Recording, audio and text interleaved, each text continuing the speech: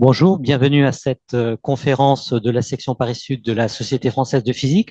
Aujourd'hui, nous avons le grand plaisir de recevoir Gavin Salam, professeur à l'Université d'Oxford, qui est un expert de la chromodynamique quantique, qui est donc la théorie des interactions fortes. Gavin a passé sa thèse à Cambridge en 1996.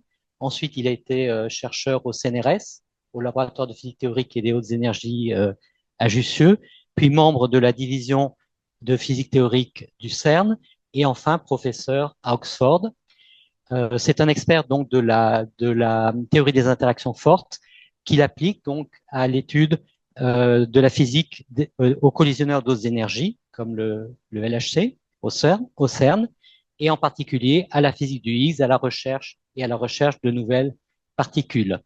Euh, Gavin a eu de nombreuses distinctions pour ses travaux, la médaille d'argent du CNRS en 2010. Il est fellow de la Royal Society depuis 2017 et enfin en 2023, il a eu la médaille Paul Dirac de l'Institute of Physics et je pense qu'il va nous donner un exposé très intéressant. Merci Stéphane pour cette belle introduction. Alors, c'est un plaisir d'être avec vous cet après-midi et de vous raconter quelque chose sur l'origine de la masse des particules. Euh, Quelque chose que je définirais comme une révolution en cours. Une révolution dont on ne s'aperçoit peut-être pas tout à fait, on ne se rend pas compte de l'importance de ce qui est en train de se faire en ce moment. Alors, je suis physicien des particules euh, et on s'intéresse à des questions de savoir quelles sont les composantes fondamentales de la matière, quelles sont les interactions fondamentales de la matière, et pourquoi est-ce qu'elles ont les propriétés que nous observons. Alors, on pense souvent que la physique des particules, c'est essentiellement, se concerne avant tout avec les particules, justement. Et je vais parler souvent, au cours de la présentation, euh, à propos du modèle standard. Est-ce que ça marche, parfois ça marche pas. Donc là, vous avez les particules du modèle standard. Euh, En haut, par exemple, vous avez les quarks, comme le quark up et le quark down, dont on est composé. En bas, vous avez les leptons, comme les électrons, ou les neutrinos. Et vous avez en bleu les particules qui transmettent les forces, les quatre forces, enfin, trois des quatre forces dont on parle normalement. Tout au centre, vous avez le boson de Higgs. Et certains d'entre vous auront entendu dire que le modèle standard est complet. Euh, Et c'est une affirmation que je vais contester pendant cette présentation. Le modèle standard n'est pas du tout complet. En quel sens? Bien, c'est ce qu'on va découvrir. Alors, pourquoi est-ce que je mets ici un point d'interrogation? C'est que la physique des particules, ce n'est pas simplement des particules. Il faut des interactions aussi. Si on prend des atomes et on n'a pas d'interaction, eh bien l'atome se désintègre. L'électron est d'un côté, les quarks de l'autre. Ce n'est pas notre univers. Notre univers est tel qu'il est parce qu'il y a des interactions. Et sur ce t-shirt que vous pouvez acheter au CERN, euh, vous voyez une synthèse des interactions euh, dans le modèle standard. Alors, une partie de ces interactions, la partie en haut ici, si vous ne connaissez pas l'équation, ne vous inquiétez pas trop des détails, je ne rentrerai pas dedans. La partie en haut, essentiellement, c'est l'électromagnétisme et des variantes de l'électromagnétisme, ce que les physiciens appellent des théories de jauge. C'est la théorie électrofaible aussi. Et ça, c'est la partie du modèle standard qu'on étudie depuis 50 ans, voire plus, dans un certain sens. La partie du modèle standard qui est vraiment très, très bien établie. Mais il y a toute une autre partie du modèle standard, beaucoup moins bien établie, en partie pas du tout établie, qui est cette partie ici en rouge, qui correspond à toutes les interactions qu'on peut étudier à l'aide du boson de Higgs. Et l'importance du boson de Higgs, ce n'est pas que c'est une nouvelle particule. On sait bien, on a 16 particules, on a une de plus, Pourquoi pas? On va pas se plaindre. Mais l'intérêt du boson de Higgs, c'est justement parce qu'il ouvre la voie, il ouvre une fenêtre sur toute une autre série d'interactions qui n'ont rien à voir avec celles qu'on étudie depuis une centaine d'années avec l'électromagnétisme et ses théories semblables comme la théorie électropole.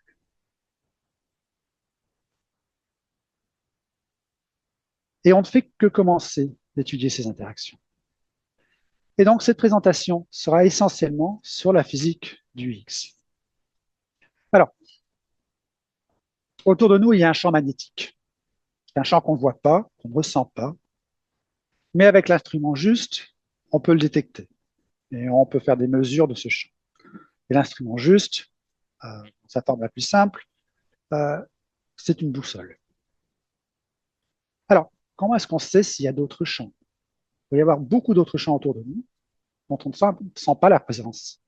On sentirait la présence de ces... On serait sensible à la présence de ces champs uniquement si on a les bons instruments. Et un champ dont on connaît l'existence, justement, c'est le champ de Higgs.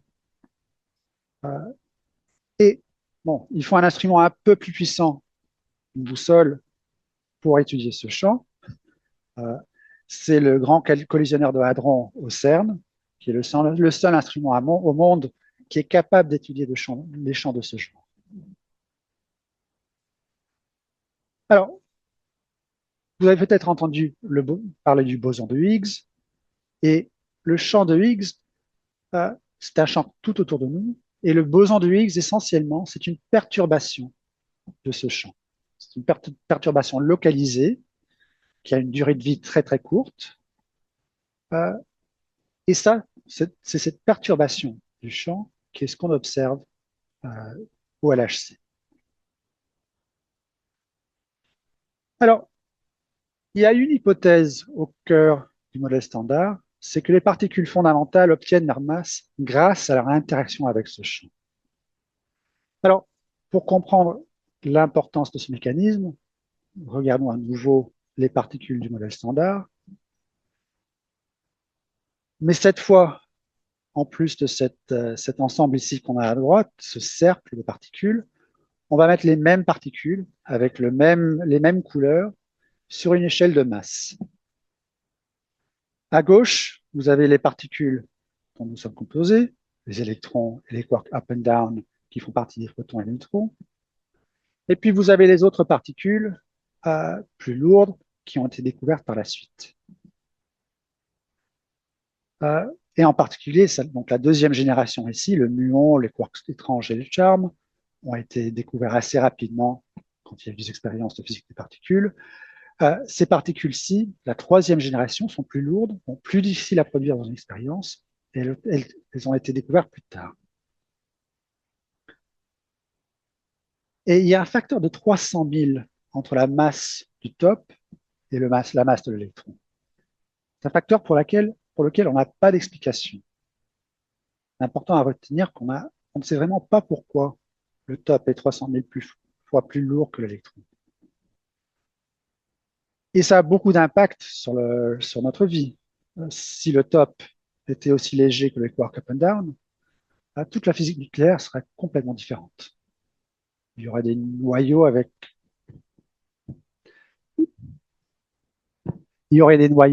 non seulement des quarks up down, mais des noyaux avec des quarks top, un monde complètement différent. Alors l'hypothèse centrale en ce qui concerne ces masses, l'hypothèse centrale du modèle standard, c'est que une particule est plus lourde justement parce qu'elle interagit de façon plus forte avec le champ de Higgs. Donc le top a une interaction plus forte, une perturbation plus importante, et c'est ça qui donne la masse plus élevée au top plutôt qu'au quark bottom, qui a une interaction plus faible, donc une perturbation plus faible et une masse moins importante.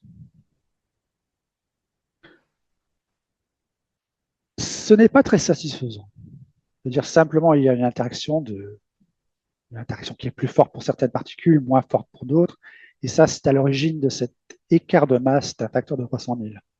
on pourrait espérer un mécanisme un peu plus relié à cette structure de génération, plus structurel. Et donc, c'est important de voir si vraiment cette explication qu'il y a une interaction plus forte avec le champ de Higgs qui est vraiment responsable de la masse des particules, des masses différentes des particules. Donc, cette hypothèse, est-ce qu'elle est réalisée dans la nature ou pas? Alors, comment est-ce que ça se fait au LHC? On collisionne des gluons qui n'ont pas d'interaction avec le champ de Higgs. Ces gluons parfois produisent des tops et antitops, des quarks très lourds, qui ont une interaction forte, qui auraient une interaction forte avec le champ de Higgs et qui laissent une excitation du champ de Higgs. Ces excitations durent un certain moment. Elles durent, elles continuent, une durée de vie assez longue par rapport aux autres particules élémentaires. Et puis, à un certain moment, cette intégration produit un quark top et antitop. Il y a une annihilation entre les deux quarks qui donne de photons. Donc ça, c'est une des principales façons d'essayer de voir le Higgs au LHC. Et ce qu'on fait, c'est qu'on mesure tous les événements avec deux photons.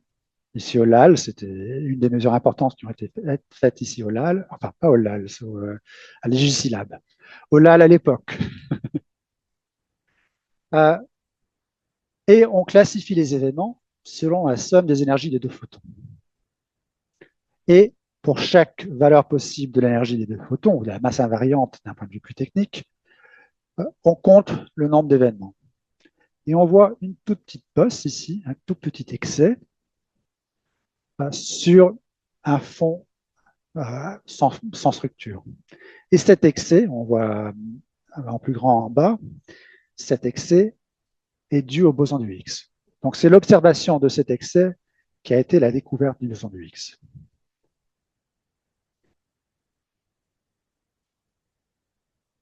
Alors, cet excès, ce surplus par rapport au fond, est compatible avec le modèle standard, est compatible avec un mécanisme où on produirait des quarks top qui produisent un Higgs, qui se désintègre en quark top, qui ensuite donne des photons. Mais il y a toute une série d'étapes intermédiaires qu'on ne voit pas.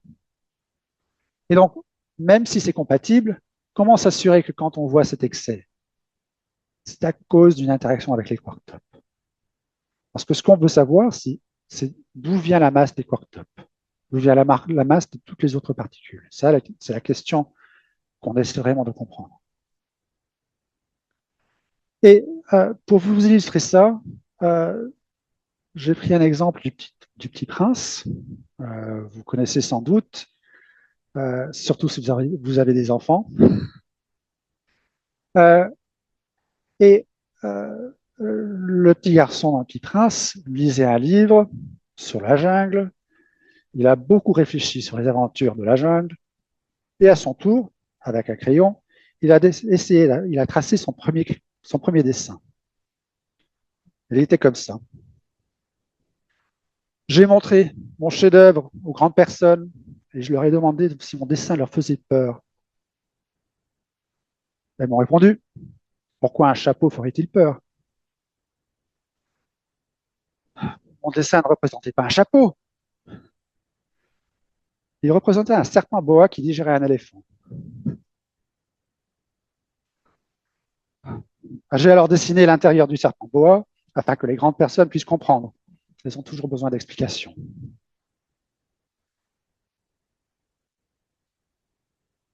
Et justement, quand on voit un signal indirect, un indice indirect, on ne sait pas ce qui se passe derrière. Il faut poser des questions. Il faut essayer de comprendre ce qui se passe. Il faut essayer de trouver l'indice direct. Alors, quel serait l'indice direct? Quelle est l'expérience qu'on pourrait faire? C'est de produire des quarks top et un X en même temps et voir les quarks top associés au X. Ça, à ce moment-là, on sait qu'au moins il y a une connexion directe entre le Higgs et les quarks top. Alors, au début du LHC, une fois que la machine était construite, on s'apprêtait à prendre des données. Il y a eu énormément d'études pour voir si on pouvait mesurer cette interaction directement. Ce n'était pas le but du LHC. Le but du LHC, c'était de découvrir le Higgs. Et la conclusion était que ça serait essentiellement impossible. On n'arriverait pas à mesurer directement la production du Higgs en association avec des quark top. On n'aurait pas cet indice direct qui serait crucial pour comprendre l'origine de la masse, au moins du quark top. Alors, vous voyez la phrase ici, ça parle de 5 sigma. C'est une question de signification statistique.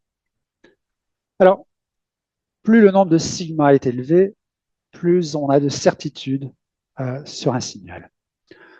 Alors, prenons des données avec des fluctuations statistiques et essayons de fitter une courbe pour voir s'il y a une bosse ou pas.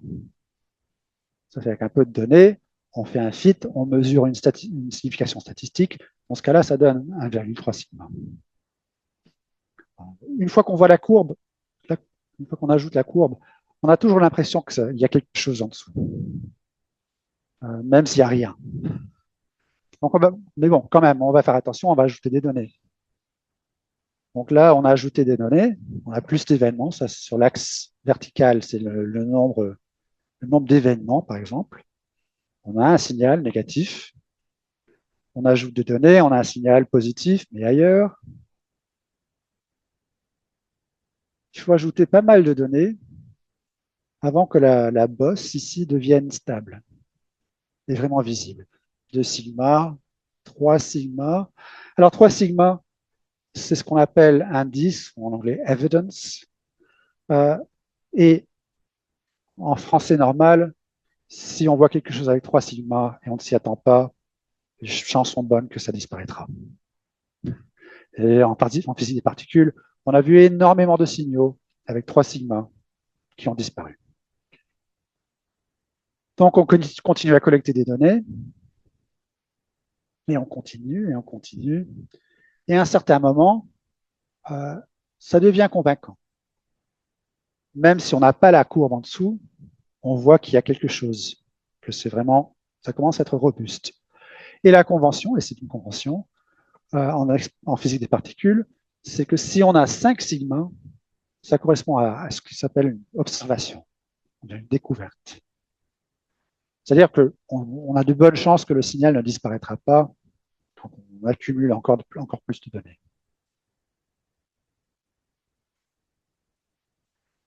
Alors, justement, on pensait ne pas pouvoir atteindre 5 sigma pour une observation directe du Higgs en association avec le top. Donc ici, à gauche, vous avez tous les événements avec 2 photons. Et un Higgs est produit environ une fois sur 2 milliards d'événements. Puisque 1 milliard d'événements toutes les secondes, c'est pas mal. On a un Higgs toutes les 2 secondes. Et vous voyez une petite bosse ici. Ça, c'est le signal indirect que le Higgs interagit avec le top, et donc que le top acquiert sa masse par cette interaction. Mais si vous regardez les événements avec des quark top, c'est un événement sur 2000 qui a un Higgs aussi. Donc ça, c'est vraiment l'indice direct qu'il y a une interaction forte entre le top et le Higgs. Et donc, que le quark top reçoit sa masse à partir de cette interaction avec le champ de Higgs sous-jacent qui est partout.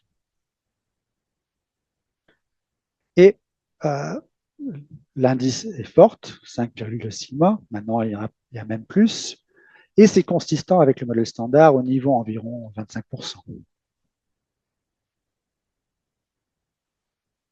Alors, ce n'est pas la seule interaction qui a été découverte. Donc, il y a le quark top, l'observation du Higgs en association avec des quark top. Il y a l'observation du Higgs qui se désintègre en des quarks B et anti-B. Là aussi, on a 5 sigma. Et là aussi, c'est consistant avec l'hypothèse que c'est l'interaction du quark P avec le champ de Higgs qui est responsable de la masse du quark P. Et on a aussi l'observation du Higgs en deux taux. Et à nouveau, c'est l'indice, c'est ce qui nous dit que la masse des taux vient de l'interaction des particules taux avec le champ de Higgs. Tout ça, ce n'est pas prévu par les expériences du LHC. Le taux peut être, le top et le B, c'est considéré comme impossible. Et donc, c'est un exploit majeur pour les expériences d'avoir pu observer ça. Et les expériences montrent ça sur ce graphique, où ils montrent la masse de la particule sur l'axe horizontal et l'interaction mesurée avec le champ de Higgs sur l'axe vertical. Et vous voyez une belle linéarité pour le taux, le B et le top. Ainsi que, c'est pas tout à fait la même chose qui est sur le graphique, mais ainsi que pour les bosons W et Z. Je rappelle que le mécanisme de Higgs a été inventé dans le contexte de physique des particules, surtout pour donner la masse à des particules comme les bosons, pas pour les fermions. Ça, c'est venu après. Et c'est beaucoup moins élégant d'un certain point de vue. Alors, quelle est l'importance de cette découverte? Pour toute une série de particules, la troisième génération, des particules comme celles dont nous sommes composés, mais pas tout à fait les mêmes, le LHC a démontré que leur masse n'est pas une propriété intrinsèque, mais plutôt le résultat d'une interaction avec un champ de Higgs qui n'est pas nul. Pourquoi est-ce que c'est important? Eh bien, un champ de Higgs, un champ en général, c'est quelque chose qu'on peut modifier. Ça veut dire que la masse des particules n'est pas fixe, en principe. Bon, il y a toute une autre question de si on peut savoir modifier le champ de Higgs. C'est une question beaucoup plus compliquée, sans doute pas. Néanmoins, en principe, ce qu'on pense être vraiment fixe, c'est-à-dire les masses de certaines particules, ne l'est pas du tout. Est-ce moins important que la découverte du boson de Higgs? À mon avis, non. Et là, je reprends une phrase du vice-président du conseil du CERN, Eric Lennon. Après Newton et Einstein, les expériences du LHC établissent un nouveau concept de masse. Et c'est vraiment de cette envergure comme découverte.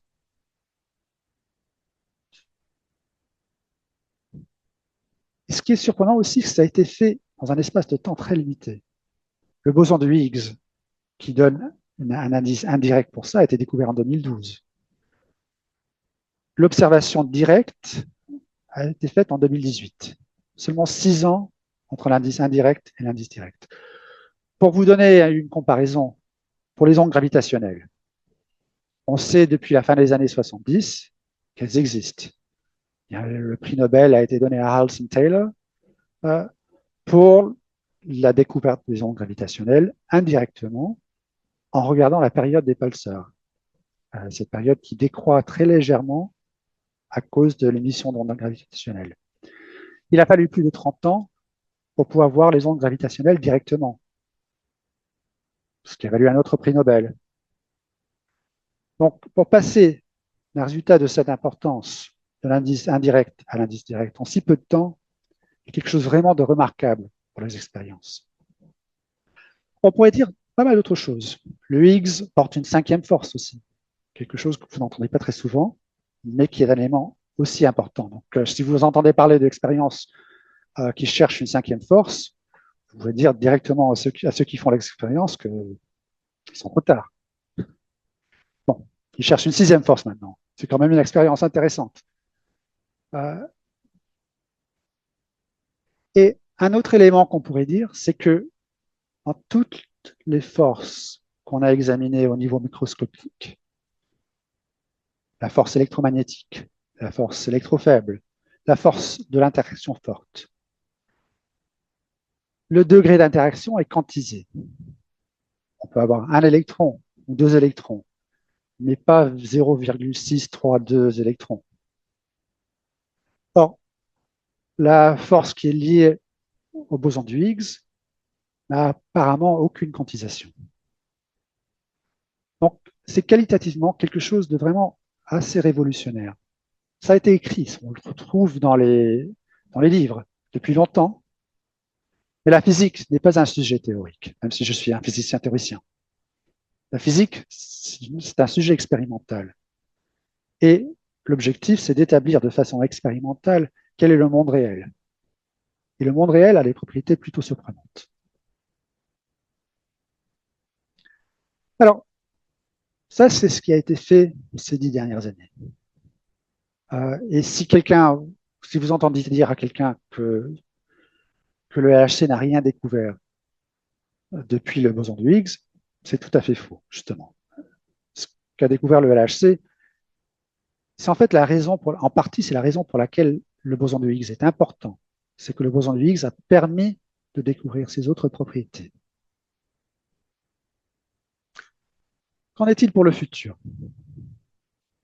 Eh bien, il y a un projet qui est en construction, le High Luminosity LHC Project. Essentiellement, c'est une continuation du LHC avec deux gros changements. 10 fois plus de collisions et des expériences pour mesurer les propriétés des collisions qui sont beaucoup plus sophistiquées. Et il y a des plans pour le futur pour construire une série de 2 accélérateurs, le Future Circular Collider, pour l'instant, est le nom, au CERN. Ce ne sont pas les seuls projets. Il y a eu beaucoup de discussions pendant les 10 dernières années sur quels seraient les bons projets à suivre. Il y a eu d'autres propositions, les collisionneurs linéaires, un projet semblable en Chine, et ainsi de suite. Cette dernière année, il y a eu un exercice énorme d'évaluation des différentes propositions. Et cet exercice a mené à la conclusion que ces deux collisionneurs sont les projets les plus prometteurs pour le domaine, avec le plus grand spectre de physique et avec la plus grande perspective pour le futur. Mais ce sont des projets qui restent encore à financer. Et donc, pendant les 2 années à venir, 2-3 années à venir, une des questions sera de voir si le CERN est en mesure de faire devenir ces projets plus concrets et de les approuver avec un financement concret. Et pourquoi est-ce que c'est important? Eh bien, revenons à cette propriété de masse des particules. C'est très bien qu'on connaisse l'origine de la masse des particules de 3e génération.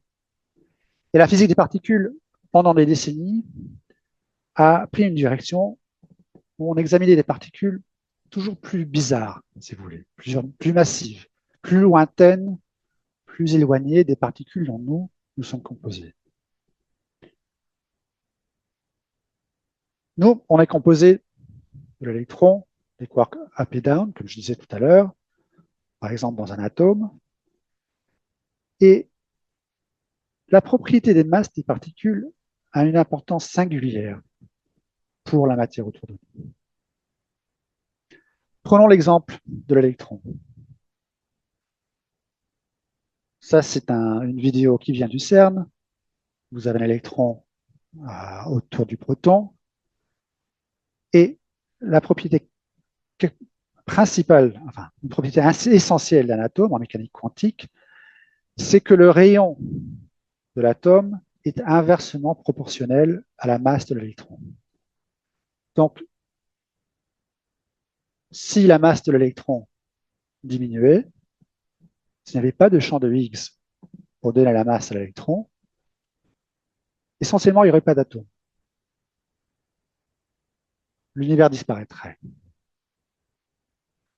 Alors, j'ai dit s'il n'y avait pas de champ de Higgs pour donner la masse à l'électron. Mais en fait, j'aurais pas dû dire ça. On ne sait pas si le champ de Higgs donne la masse à l'électron. On ne sait pas s'il y a une interaction entre l'électron et le champ de Higgs.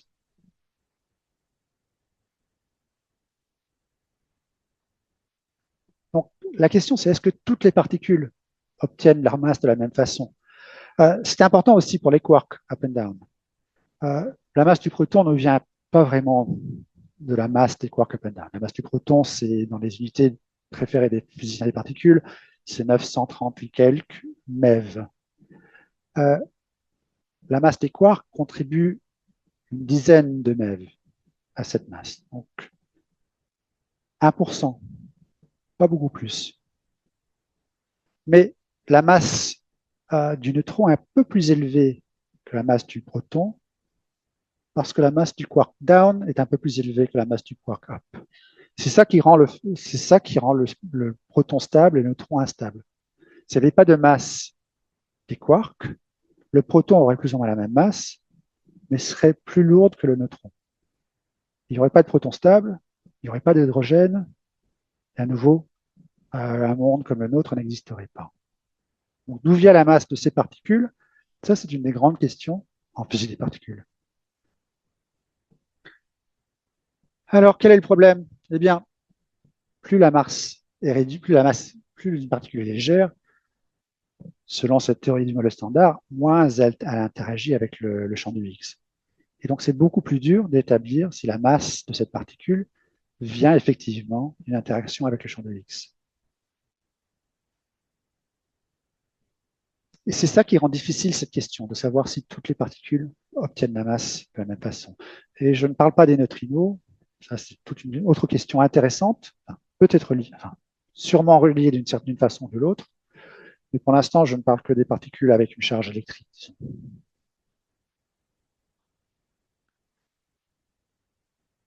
Eh bien, la procédure qu'on peut imaginer suivre, c'est de commencer d'essayer, on a établi la troisième génération, l'origine de la masse de la troisième génération.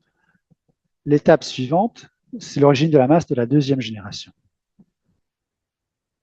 Et le premier élément dans cette direction, ça sera la masse du muon.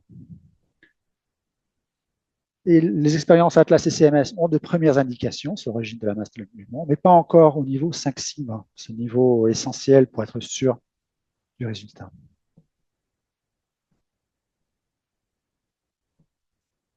Alors, juste pour vous donner une idée, en 2018, les expériences du LHC ont établi l'origine de la masse du taux.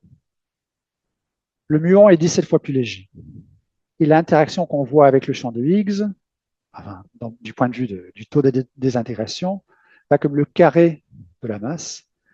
Donc, la désintégration du Higgs en muon est 300 fois plus faible que la désintégration en taux. Donc, ça vous donne une idée à quel point c'est plus difficile d'observer. Heureusement, les muons, en fait, sont un peu plus faciles d'un point de vue expérimental à identifier, et ça aidera. Et même si les Atlas et CMS ont de premières indications, ont que des premières indications, il y a de l'espoir qu'avec le temps, on aura des résultats à 5 sigma. Les quarks sont encore plus compliqués. Un futur collisionneur, plus ou moins, établirait si les quarks charmes obtiennent leur masse par les interactions avec le champ Higgs.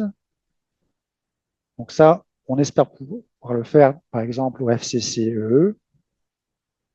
Première étape de cette paire de collisionneurs au CERN, dans les années 40, 50 et au-delà. Et pour le quark étrange et l'électron, il y a un espoir, mais c'est tout juste au-delà de ce qu'on pense pouvoir faire. Les couplages du quark,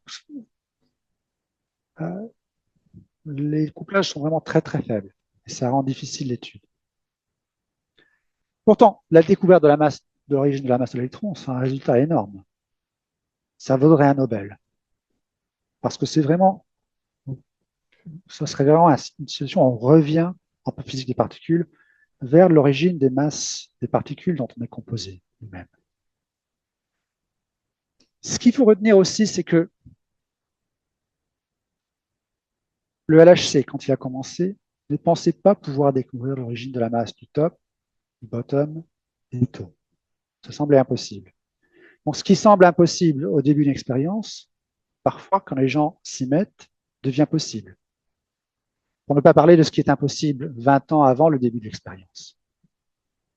Donc, ça nous donne une motivation, une direction pour la nouvelle génération à réfléchir à comment ça serait possible, comment construire l'expérience pour que ça devienne possible, comment analyser les données pour que ça devienne possible, et ainsi de suite.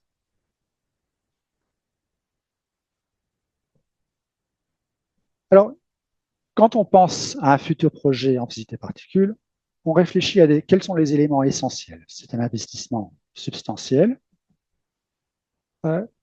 Et voici une liste de quelques-uns des atouts qu'on peut vouloir pour un futur projet, un grand projet en physique des particules. Ce qui est bien, si c'est possible, c'est un objectif important à atteindre. Une découverte garantie, si vous voulez. Et je vais me concentrer sur cette question, parce que souvent les gens disent, il n'y a pas de découverte garantie pour les futurs accélérateurs. Mais justement, il y a un élément important dans le modèle standard. C'est que les particules fondamentales n'obtiennent une masse que si le champ de Higgs a une valeur non nulle. Et pourquoi serait-ce le cas? Si on revient à l'exemple d'un aimant, s'il n'y a pas d'aimant, il n'y a pas de champ. Tous les champs qu'on connaît, le champ électrique, le champ gravitationnel, le champ électrofaible, et ainsi de suite, s'il n'y a pas de source, s'il n'y a pas l'équivalent d'un aimant, il n'y a pas de champ. Et le champ de Higgs est unique dans le sens où il n'y a pas besoin d'aimant pour qu'il y ait un champ. Le champ est juste là. Pourquoi? Pourquoi est-ce que ce champ est tellement différent des autres? Pourquoi est-ce qu'il est non nul, même quand il n'y a pas de source? Et d'un certain point de vue, c'est la clé de voûte du modèle standard. Sans cet aspect-là, il n'y a pas de modèle standard. Tout tombe en miettes.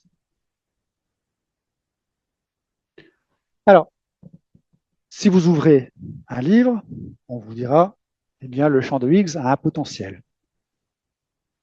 Et on sait que quand il y a un potentiel, on a tendance à se trouver au niveau le plus bas du potentiel. Donc, l'univers retombe à ses tout débuts à un niveau juste ici. Donc, quand l'univers refroidit, on se retrouve dans le minimum. Et les modèles standards proposent une forme très spécifique du potentiel en fonction de la valeur du champ de Higgs. Ce qu'on appelle en anglais appellerait peut-être un toy model. On écrit le modèle le plus simple qu'on peut de potentiel qui est consistant avec certaines contraintes théoriques. On l'écrit dans un article, tout le monde lit l'article, ensuite on l'écrit dans le livre, et tout le monde croit que c'est vrai. Le modèle standard est établi. Mais de nouveau, c'est pas comme ça qu'on fait la science. La science, c'est une science, la physique, c'est une science expérimentale. Il faut aller mesurer et voir s'il y a vraiment ce potentiel. Et ce potentiel est impressionnant. Alors, c'est une densité d'énergie. C'est pas une énergie comme un potentiel normal, c'est une énergie par une unité de volume. Alors, on peut trouver les chiffres en unités qu'aiment bien les physiciens des particules. C'est 10 puissance 10 GeV par Fermi cube. Je ne sais pas pour vous, mais pour moi, ce sont des chiffres qui sont difficiles à saisir. On peut les mettre on peut prendre E égale mc carré, on peut les mettre en kilogrammes par mètre cube, 2,6 fois 10 à puissance 28 kg par mètre cube. Ça reste un peu difficile à saisir. Bon, c'est 40 milliards de fois la densité nucléaire. Déjà, on a un sens que c'est beaucoup. Comment rendre ça un peu plus visible? Prenons un stade. Ici, c'est le stade Charletti, en 13e à Paris. Et prenons la densité nucléaire. Prenons la Terre à densité nucléaire. La Terre fait en plus ou moins la taille d'un stade de foot, cette densité nucléaire. Ça, c'est impressionnant. Prenons maintenant la Terre à une densité qui correspond à cette profondeur du potentiel du champ de Higgs. Et la Terre, à cette densité-là, rentrerait dans un verre. Et on a une chance unique de pouvoir étudier un système avec une telle densité ne sait pas en fait s'il y a une telle densité. Mais un système qui est peut-être connecté avec une telle densité dans des laboratoires de physique sur la Terre. C'est incroyable. Comment est-ce qu'on le fait? Eh bien, on commence à nouveau avec un gluon, deux gluons, on les collisionne, ça fait des quark top. Mais là, ça laisse une excitation plus forte du champ de Higgs. Et cette excitation plus forte peut parfois se désintégrer en deux excitations du champ de Higgs.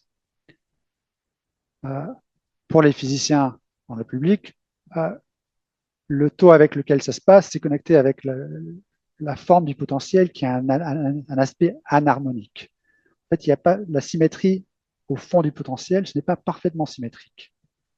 Et cette petite asymétrie est responsable du fait qu'un Higgs peut devenir deux Higgs. Donc, ce qu'il faut faire, c'est mesurer deux Higgs. Et le LHC essaye de le faire. Et ce qu'on sait aujourd'hui, si on dessine le potentiel en rouge, et ce qu'on sait aujourd'hui, on le met en gris, c'est qu'il y a une grosse incertitude.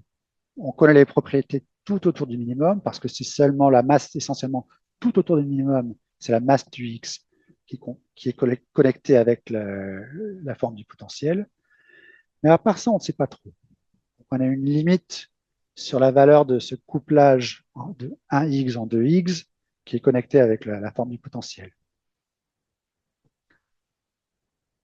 À la fin du LHC, ce qu'on saura, c'est peut-être, on aurait une idée de cette troisième dérivée du potentiel avec une erreur de 25%. C'est pas mal, mais c'est pas tout à fait 5 sigma.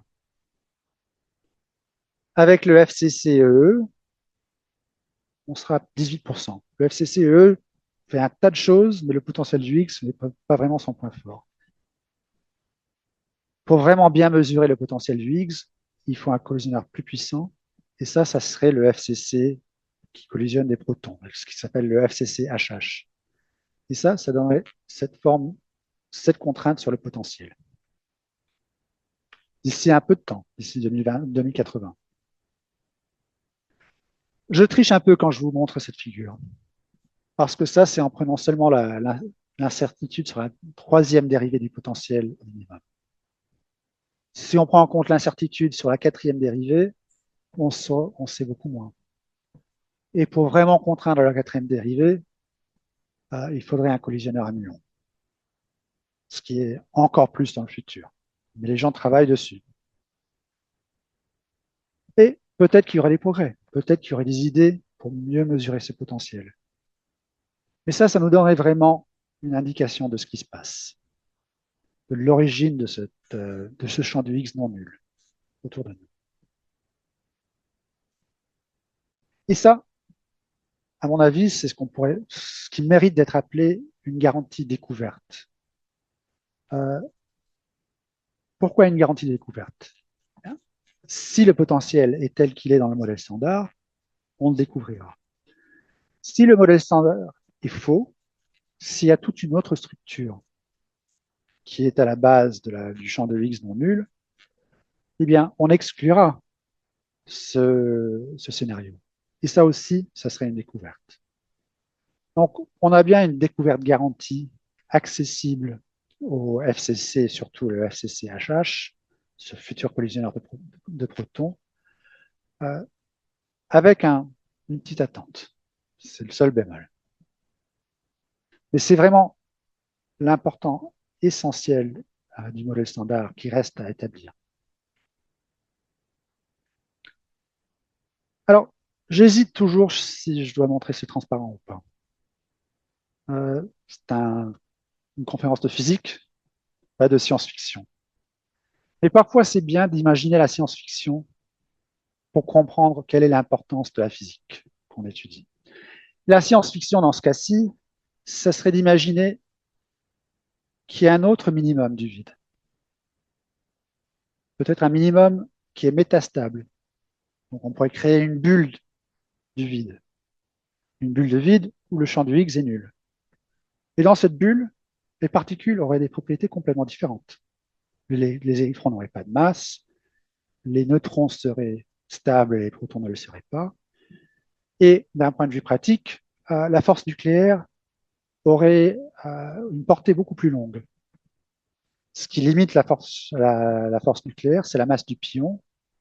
Et la masse du pion vient essentiellement de l'interaction, des interactions de la masse des quarks up and down, qui serait, on ne le sait pas, on n'est pas sûr, mais qui serait la conséquence de l'interaction avec le champ non nul de Higgs. Et donc, dans cette bulle, il y aurait un monde complètement différent, un monde qu'on pourrait imaginer dans la science-fiction, construire et exploiter.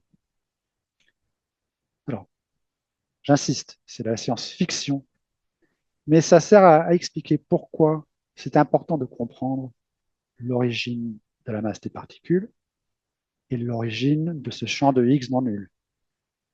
Parce que c'est seulement si on comprend bien ces origines qu'on est sûr que c'est de la science-fiction. Rien pour l'instant ne suggère que ce serait possible. Mais quand même, on ne sait pas, on ne connaît pas les réponses. C'est pour ça qu'on est des physiciens, qu'on est des scientifiques. On essaie de comprendre quelle est la nature du monde. On ne se satisfait pas d'une belle équation dans un livre, disant j'ai établi une partie de cette équation, donc toute l'équation est valable. Alors, je pense que je vais bientôt arrêter. Tout ce que je veux dire en une dernière 2 ou 3 minutes, c'est que je vais raconter une partie du programme du LHC de potentiels futurs collisionneurs. Mais ce n'est qu'une partie. Et il y a d'autres éléments qui sont importants pour les projets de collisionneurs. L'élargissement de l'exploration par un facteur significatif en énergie, des progrès majeurs sur toute une gamme de sujets. Les probabilités de succès, avoir des systèmes robustes, plusieurs expériences, des bons rapports coûts physiques pour la construction, l'exploitation, l'empreinte carbone limitée, l'exploration de nouvelles technologies. Tout ça fait partie d'un bon projet. Il y a vraiment toute une série de physiques qui reste à explorer, une série de problèmes dont on ne connaît pas les réponses. Et nous poursuivons l'exploration de ces problèmes, par exemple la recherche pour un candidat pour la matière noire, tout en sachant que ce sont des problèmes difficiles. Et là, c'est un graphique qui a été préparé pour une étude américaine, SNOMAS Dark Matter Report, qui montre les différents scénarios de matière noire, qui couvrent 30 ordres de grandeur en masse, 30 ordres de grandeur en interaction. Donc, si on revient à ces problèmes, ce sont des problèmes difficiles. Il y a peut-être un espoir que le Higgs nous donne des indices, parce que beaucoup de ces problèmes sont reliés à différentes parties des interactions du Higgs. La partie de la saveur, l'origine des masses des particules, reste un problème. La stabilité du vide, la constante cosmologique, toutes ces questions ont des connexions d'une façon ou d'une autre avec le potentiel du Higgs. Et c'est pourquoi des machines axées, des collisionneurs axés sur le Higgs ont aussi tellement de potentiel sur ces autres questions. Ce n'est pas la seule raison, mais c'est une partie de la raison. Et ça, c'est illustré ici avec l'équation écrite de façon un peu plus propre, disons. Bon, je pense que je vais finir là. Ces futurs collisionneurs feront des recherches d'indices indirects, d'indices directs. Par exemple, peut-être on voit des interactions certaines, on voit certaines interactions qui sont compatibles avec le modèle standard, d'autres qui ne le sont pas. Peut-être qu'on verra une empreinte de nouvelles physiques. On ne le sait pas. C'est pour ça, le fait qu'on ne le sait pas est une des raisons pour lesquelles on essaie de faire ces recherches. Et surtout, on sondera des énergies plus élevées. On aura beaucoup plus de précision. Et par exemple, dans les recherches indirectes, si vous vous rappelez le dessin du serpent boa qui a avalé l'éléphant, plus vous voyez le contour, plus vous avez une chance entrevoir l'éléphant. Et de même, en physique des particules, plus on a de précision, plus on a des chances de voir, bien qu'indirectement, des indices qui pourraient nous expliquer, donner des solutions à tous ces problèmes qui restent à résoudre.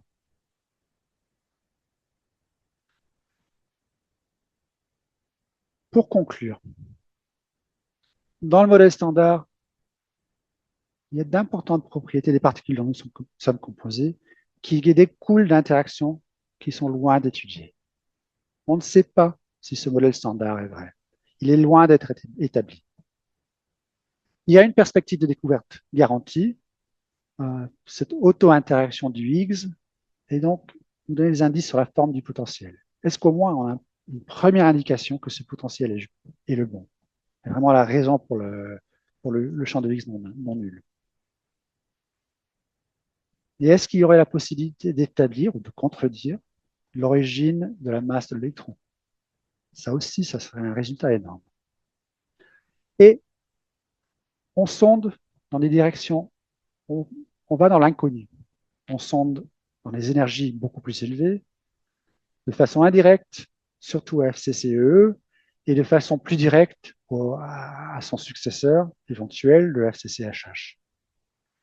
Avec toute une diversité de recherches à travers des centaines, essentiellement des centaines de mini-expériences qu'on fait à l'intérieur d'une même grosse expérience. Ça, c'est une partie importante de la diversité du programme du futur de la physique des particules. Merci.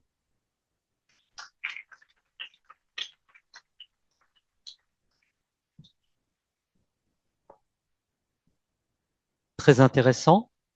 Nous allons maintenant passer aux questions. Alors, nous allons peut-être commencer par une question sur Zoom et je demanderai aux personnes qui suivent la conférence par Zoom, il y en a une soixantaine, je crois, 80, pardon, qui veulent poser une question, de bien vouloir lever la main virtuellement pour qu'on prenne en compte leurs questions. Johan, tu avais posé une question sur le chat, mais si tu veux la poser toi-même, je te réactive le son. Si j'arrive à le faire.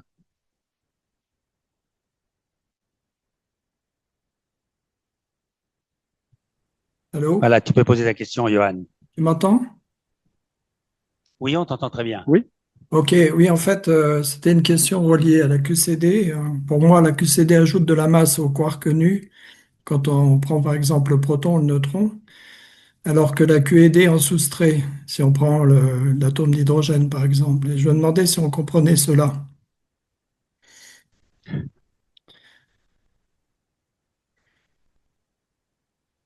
Alors, tout d'abord, le proton est beaucoup plus. Enfin, ce qu'on comprend, enfin, il y a différentes façons de comprendre la question. Mais le proton est beaucoup plus, en fait, que simplement ces quarks. Et Oui, c'est le fait que ce soit beaucoup plus et que ces éléments soient en mouvement constant qui donne la masse. Mais une explication simple, euh, je ne sais pas si je saurais vous la donner. Une explication qui, oui, tout à fait simple, là, c'est plus compliqué. Par contre, on sait dans les calculs que c'est consistant. Donc, par exemple, on peut faire des calculs de QCD avec des ordinateurs très puissants. Ça s'appelle QCD sur un réseau en 4 dimensions. Et quand on met le QCD sur un réseau à 4 dimensions, quand on met les équations de base, ce qui en ressort, c'est vraiment ce qu'on observe. C'est la masse du proton qui émerge de la dynamique des quarks et des gluons sur le réseau. Donc c'est consistant, mais une explication tout à fait simple, peut-être qu'il y en a, mais je ne saurais pas vous la donner à l'instant. Alors, la question c'est, est-ce que je suis trop pessimiste sur les perspectives au LHC pour établir l'origine de la masse du quark charm? Et, euh, et c'est un de ces cas qui est juste à la limite, enfin, dans le futur. Pour l'instant, il y a une limite qui dit que on est à 8 fois, je pense, 6, 7, 8 fois. Donc, on sait que l'interaction entre le quark charm Et le champ de Higgs n'est pas, n'est pas plus que 8 fois plus grand que ce que prédit le modèle standard. Et la question est qu'est-ce que pourra faire le LHC et le High Luminosity LHC au cours des 15 ans à venir, et si le LHC pourra établir de façon définitive l'origine de la masse du charme. Oui, donc quand j'ai dit que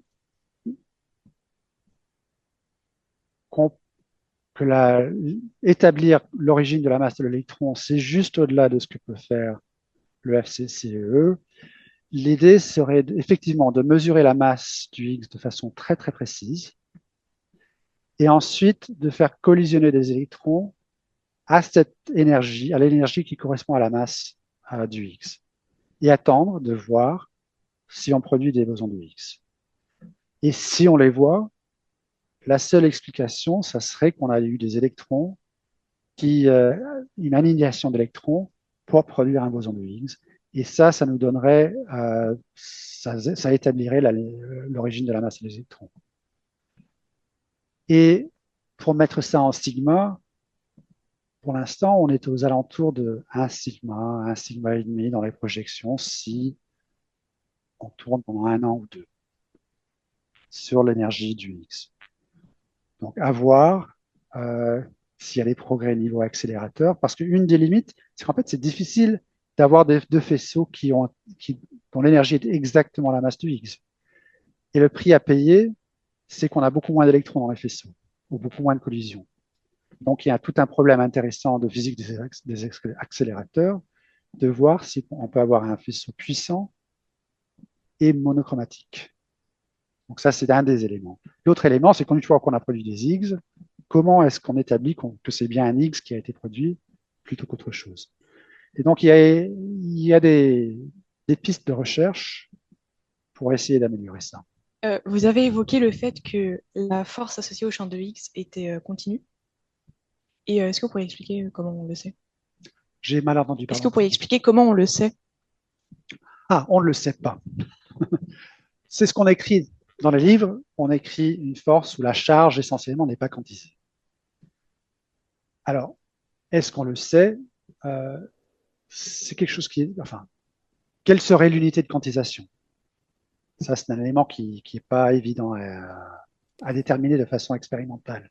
Donc, exclure une quantisation du point de vue expérimental, ça serait compliqué. Mais au moins du point de vue de la structure de ce qu'on écrit sur cette force, comment on structure la théorie, il n'y a aucune quantisation sous-jacente qui est nécessaire. Tandis que la quantisation est une partie essentielle, par exemple, dans l'électrodynamique. Donc, savoir, c'est toujours une question compliquée. Quand est-ce qu'on sait quelque chose en physique? On peut toujours avoir des découvertes au-delà, mais au moins la structure essentielle de la théorie n'a pas de quantisation. Je ne sais pas, c'est peut-être pas une explication très... J'ai peut-être pas bien répondu à votre question, mais... On a une autre question juste à côté. Il faut bien...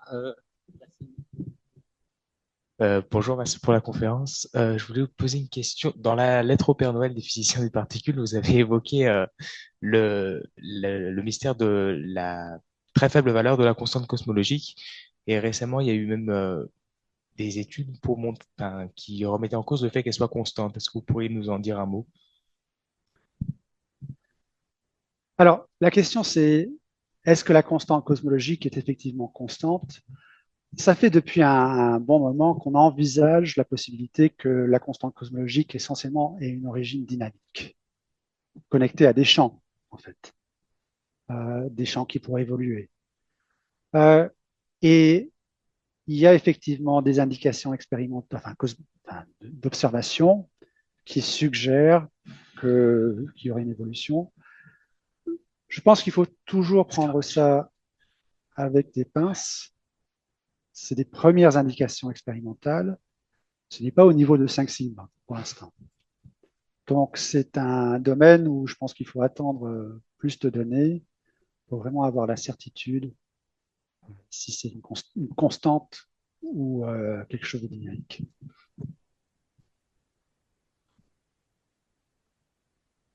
Oui. D'abord, Jean-Antoine Scarpacci. Jean-Antoine, est-ce que tu peux poser ta question? Oui, je vous entends. Oui, vous avez présenté l'expérience, enfin, justifié l'expérience future pour montrer qu'il y avait une interaction possiblement avec les particules légères, avec le champ de Higgs, pour montrer que c'est ça qui donnait la masse à ces particules légères. Mais si ce n'était pas le cas, est-ce qu'il y a d'autres théories qui expliqueraient pourquoi ces particules légères ont de la masse? Alors, oui, il y a des possibilités d'autres théories. Elles sont un peu plus compliquées d'un certain point de vue. Mais, par exemple, on peut imaginer qu'il y ait plusieurs champs. Pas seulement un champ de Higgs, mais deux ou trois différents types de champs semblables au champ de Higgs. L'électron pourrait interagir avec un autre champ, pas celui qu'on voit quand on mesure le boson de Higgs. Ça, c'est un exemple simplifié euh, de théorie. Et à ce moment-là, l'hiérarchie entre les différentes masses serait plutôt une hiérarchie entre différents champs. Il y a plusieurs exemples, d'autres qui sont un peu plus compliqués, où la hiérarchie de masse entre les particules pourrait émerger de façon plus naturelle. Ça, c'est la question un peu de fond. Pourquoi est-ce qu'il y a un écart d'un facteur de 300 000 entre le quark top et l'électron? Est-ce qu'il y a quelque chose de structurel auquel on n'a pas réfléchi, ou bien auquel on a réfléchi, mais on n'a pas encore les moyens expérimentaux d'établir si c'est vrai ou pas? Jean-Bernard, tu as un deuxième essai pour poser ta question. C'est à toi de prendre la parole. Oui, c'est lui. Établir le son. Oui, pardon, vous ne m'avez pas entendu. D'une part, je voulais remercier Gavin pour ce très bel exposé, et d'autre part, on a répondu à la question que je me posais, c'est-à-dire comment est-ce qu'on pourra vérifier si l'électron acquiert sa masse par le couplage au X ou pas. Donc la question a été répondue. Merci beaucoup. Merci Jean-Bernard. Il n'y a plus d'autres questions. Il y a d'autres questions dans la salle, oui. Oui, ma question est finalement comment est-ce qu'on expérimentalement on explore le potentiel de Higgs avec cette simple interaction H donne 2H. Je ne comprends pas ce qu'on observe. Et comment on peut explorer ça? Alors, essentiellement, ce qu'on fait, c'est qu'on essaie de perturber le champ de Higgs aux alentours de son minimum. Et en physique quantique, une perturbation, ce n'est pas quelque chose qui oscille comme ça, mais c'est une onde, une fonction d'onde aux alentours du minimum. Et cette fonction d'onde, elle sonde seulement la partie tout autour du minimum. Et ce qu'on essaie de faire, c'est de créer une fonction d'onde un peu plus élevée. Et cette fonction d'onde un peu plus élevée, elle sonde un peu plus loin dans le potentiel. Et en sondant un peu plus loin, elle introduit une sensibilité à la troisième dérivée. Donc la fonction d'onde de base, on a une sensibilité juste à la deuxième dérivée du potentiel. C'est une explication un peu floue, peut-être. Non, ce qu'on regarde vraiment, l'observable, c'est quel est le taux, quel est le nombre d'événements où je vois deux bosons de Higgs. Parce que c'est seulement s'il y a une troisième dérivée qui est non nulle, donc une asymétrie à ce potentiel, qu'un Higgs peut se transformer en deux bosons de Higgs. Et donc, quand on compte le nombre d'événements avec deux bosons de Higgs, on a une mesure presque directe de cette troisième dérivée. C'est un peu plus compliqué parce qu'il y a une autre source qui peut donner deux bosons de Higgs. Et donc, il faut séparer ces deux sources qui peuvent donner deux bosons de Higgs. Et ça, on le fait en regardant la distribution des masses invariantes des paires de bosons de Higgs. Et là, il y a une forme très particulière qui est associée au modèle standard. Et si la forme du potentiel est différente, ça donnerait une distribution en masse de la paire de Higgs qui seraient différentes.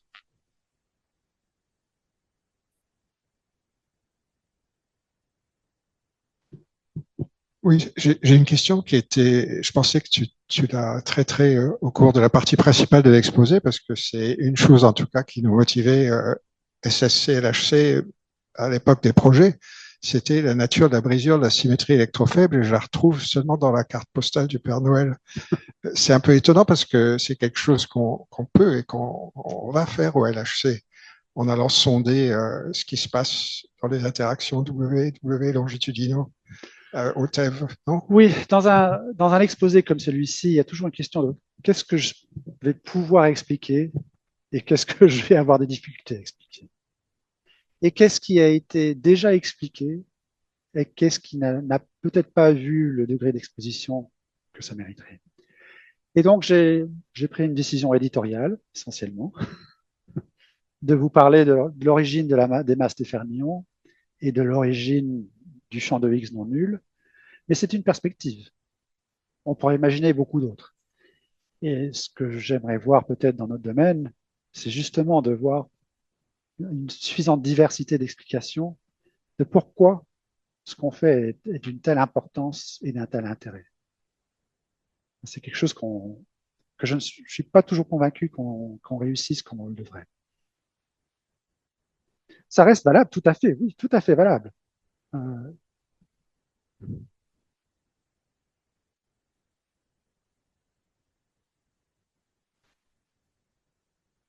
Oui, oui. Quel est l'intérêt de faire un accélérateur MUMU? Alors, on l'a un peu vu dans votre exposé, mais je ne comprends pas pourquoi la différence avec un E plus E moins, un E plus E moins, et pourquoi c'est important de faire un E plus E moins. Alors, en général, le compromis qu'on est en train de faire en physique des particules, c'est qu'on voudrait un environnement très propre. Un accélérateur E plus E moins, le plus E moins ne sont composés de rien. Donc, c'est un environnement très propre. Mais il y a un problème avec les accélérateurs E plus E moins, c'est que c'est très difficile d'arriver à très hautes énergies, essentiellement parce que les électrons sont légers.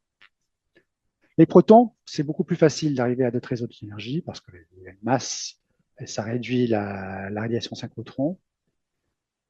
Ça vous permet d'obtenir des énergies beaucoup plus élevées. Mais le proton, c'est un truc pas très sympa pour l'expérience. C'est composé de quarks, c'est composé de gluons.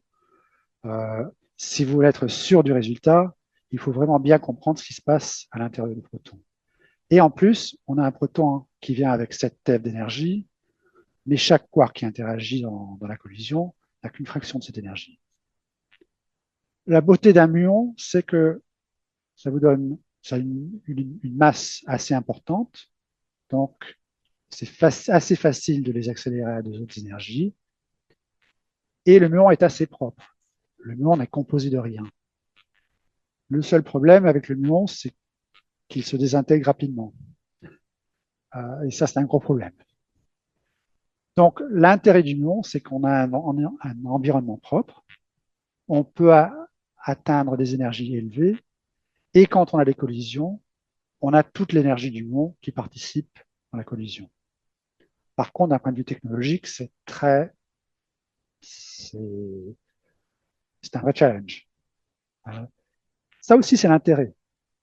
Une partie de la communauté dit que nous devrions faire un colliseur à muon précisément parce que le défi technologique est tellement élevé.